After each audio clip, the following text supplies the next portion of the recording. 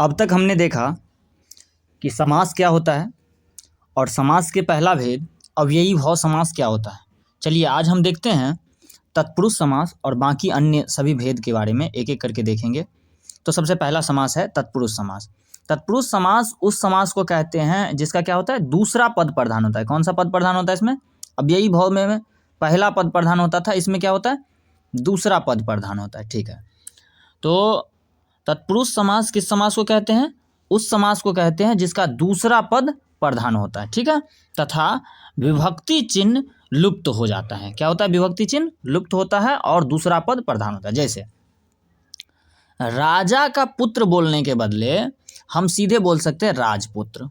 अब दूसरा पद कैसे प्रधान है पहले ये समझिए। इसमें जो का विभक्ति का चिन्ह था उसे ने विलुप्त कर दिया और सीधे हो गया राजपुत्र। ठीक है, दूसरा देखिए, देवता का कन्या बोलने के बजाय हमने देव कन्या बोल दिया। घोड़ा पर सवार है कोई तो इसको पर को हटा करके घुड़सवार बोल दिया हमने। गंगा का जल में का हटा करके सीधे हमने गंगा जल लिखा। ठीक है, तो इस प्रकार से हमने क्या किया, इसमें से जो विभक्ति चिन्ह का, पर, का, में, पुरुषों में उत्तम तो पुरुषोत्तम, इसको हटा करके इसको लिख दिया। तो इसे बोले हमने क्या बोला, इसको बोला कि ये विभक्ति चिन्ह लुप्त तो हो गया। अब बताइए, जैसे देव कन्या बोल रहे हैं तो देव का बहुत कुछ हो सकता है, लेकिन उसमें क्या प्रधान है? तो कह रहे देव का जो कन्या है ना, देव कन्या में देव का जो कन्या है विशेष वो है, प्रधान वो है। गंगा का क्या था? गंगा का प्रधान क्या था? जल, गंगा का जल। घोड़ा, लेकिन क्या, घोड़ा पर सवार, तो सवार महत्वपूर्ण है। पुरुषों में कैसा? तो उत्तम, पुरुषों में कैसा? उत्तम, तो उत्तम प्रधान हो, है ना।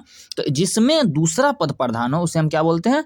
तत्पुरुष समास बोलते हैं। उम्मीद करते हैं समझ में आया होगा। चलिए अब चलते हैं अगला भेद।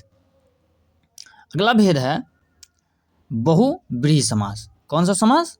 बहुव्रीहि समास। बहुव्रीहि समास किस समास को हम कहते हैं?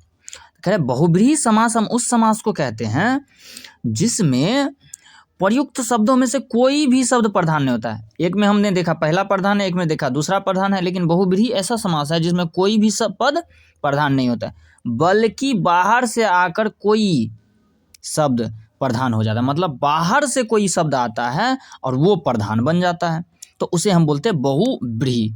बहुव्रीहि इसी को हम ऐसे भी बोल सकते हैं, बहुव्रीहि समास उस समास को कहते हैं जो विशेष अर्थ धारण करता है। कैसा अर्थ धारण करता है?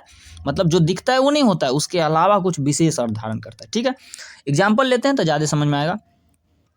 लंबा है जिसका उदर, तो लंबा किसका है? उदर, गणेश का। लेकिन लंबा है जिसका उदर में आपको जो भी चीज़ें है इसके बदले हम क्या बोलेंगे? तो लंबोदर, है ना। तो लंबोदर जब बोलते हैं तो इसका सेंस किस पर जाता है? गणेश पर जाता है। किस पर जाता है? गणेश पर। तो दिख रहा है लंबा और उदर, दो चीज दिख रहा है, लेकिन नहीं इसमें लंबा प्रधान है और नहीं उदर प्रधान। प्रधान क्या है कि वो एक विशेष अर्थ है, अर्थ किस पर जा रहा है? तो गणेश जी पर जा रहा है। उसी तरह से एक चार है जिसका भुजा अर्थात ब्रह्मा, तो इसमें क्या है? इसको बोलते हैं चतुरानन, इसको शॉर्टकट में बोलते हैं चतुरानन। लेकिन चतुरानन का मतलब क्या? इसमें चार प्रधान है या भुजा प्रधान है, दोनों में से कुछ नहीं प्रधान है। प्रधान क्या है? तो कह रहे हैं कि इसका जो अर्थ है वो कहाँ जा रहा है? तो ब्रह्मा पर जा रहा है। इसी प्रकार 10 है जिसके भुजा, 10 है जिसके आनन अर्थात दशानन। अब दशानन बोलने से इसमें से कुछ प्रधान नहीं है, बल्कि इसका अर्थ कहाँ चल रहा है? रावण पे जा रहा है। चंद्रमा है जिसके सिर पर, चंद्रशेखर, लेकिन चंद्रशेखर का अर्थ कहाँ जा रहा है? तो शंकर पर। चक्र पानी, चक्र है जिसके पानी में, चक्र पानी अर्थात कौन? विष्णु। कौन? विष्णु। तो इस प्रकार से जिसमें से पहला दूसरा कोई भी पद प्रधान नहीं होता है, बल्कि बाहर से आकर कोई अन्य शब्द प्रधान बन जाता है जिसका कोई विशेष अर्थ होता है, उसे हम बोलते हैं बहुव्रीहि समास। उम्मीद करते हैं समझ में आया होगा। चलिए आगे चलते हैं। अगला समास है कर्मधारय समास। अगला समास कौन सा समास है? कर्मधारय समास। तो कर्मधारय समास, कर्मधारय समास उस समास को कहते हैं जिसके दोनों पदों में उपमा उपमान, उपमेय उपमान अर्थात विशेष विशेषण का बोध होता है। मतलब एक विशेष होता है तो एक उसका विशेषण होता है। जैसे नीला है जिसका कमल, कह रहे कमल तो है लेकिन कैसा कमल है? तो नीला। नीला क्या है? कमल का विशेषता है, तो हम इसे शॉर्टकट में क्या बोलेंगे? नील कमल। क्या बोलेंगे? नील कमल। कमल के समान नयन, कमल नयन, है ना, विशेष विशेषण का बोध हो रहा है। महान है जो पुरुषों में, महापुरुष, है ना। नीला है जिसका अंबर, नीलांबर। तो इस प्रकार के जो समास होते हैं इसे हम बोलते हैं कर्मधारय। इसमें इसका कर्म दिखता है ना। इसमें क्या होता है, तो विशेष विशेषण का बोध होता है, उपमान उपमेय का बोध होता है। ठीक है, तो उम्मीद करते समझ में आया होगा। चलिए अगला समास। अगला समास है द्विगु समास। द्विगु समास किस समास को कहते हैं? द्विगु समास उस समास को कहते हैं जिसका पहला पद संख्यावाची होता है। जैसे हम बोले अठन्नी, अठन्नी में क्या समास है? 8 पद एक समा, 8 क्या है? प्रधान है ना, 8 मतलब संख्यावाची है। त्रिलोकी 3 लोक है ना, पंचवटी 5, चतुर्भुज 4। तो इस प्रकार के जिसमें संख्या दिखे उसके शुरू में, तो उसे बोलते हैं द्विगु समास है। कौन सा समास है? द्विगु समास है। चलिए अगला समास है द्वंद्व समास। देखिए ये समास है, ऐसा समास है जिसमें पहला पद भी प्रधान होता है, दूसरा पद भी प्रधान होता है। हम इसी को नहीं, इसमें ये नहीं कह सकते कि किसी में कमजोर है। जैसे राजपुत्र में क्या था? पुत्र ज्यादा महत्वपूर्ण है, राज थोड़ा कम है।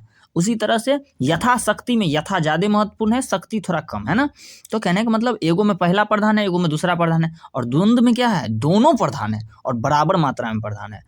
द्वंद्व समास उस समास को कहते हैं, द्वंद्व का अर्थ होता है जोड़, है ना। इस समास में 2 पद होते हैं और दोनों पद प्रधान होता है। जैसे लाभ और हानि, तो इसमें से और हटा दिए, लाभ हानि दोनों प्रधान है, कोई कम नहीं। राम और सीता, राम सीता। दही चूड़ा है ना, तो ये सारे दोनों के दोनों प्रधान है ना। दाल और भात कौन प्रधान है? दोनों प्रधान है। चलिए देखिए, वैसे तो समास 6 भेद, लेकिन एक अन्य प्रकार का भेद है जिसे हम नई समास के नाम से जानते हैं, तो थोड़ा इसको भी जान लेते हैं। जिस समास में नहीं का बोध हो उसे नई समास कहते हैं। माने नहीं माने क्या? न ज्ञात माने अज्ञात, न धर्म माने अधर्म, अयोग्य। अब अयोग्य में कहीं पर आपको नहीं वाला चीज तो नहीं दिख रहा है, लेकिन इसको जब आप तोड़िएगा तो कहेगा न योग्य, जिसमें योग नहीं है, है ना। अनाहार माने न आहार, है ना। अज्ञात माने नहीं ज्ञात, तब अज्ञात। तो कह रहे ऐसे शब्द जिससे नहीं का पता चले, न होने का बात करें, तो उसे हम नई समास कहते थे। ये एक अन्य प्रकार का समास है। उम्मीद करते हैं आप सबको समझ में आया होगा। ये हमारा समास का दूसरा पार्ट था, जो कि अब पूरा समास कंप्लीट हो गया है। तो चलिए मिलते हैं किसी अन्य वीडियो में, तब तक के लिए आप सबों का बहुत बहुत धन्यवाद।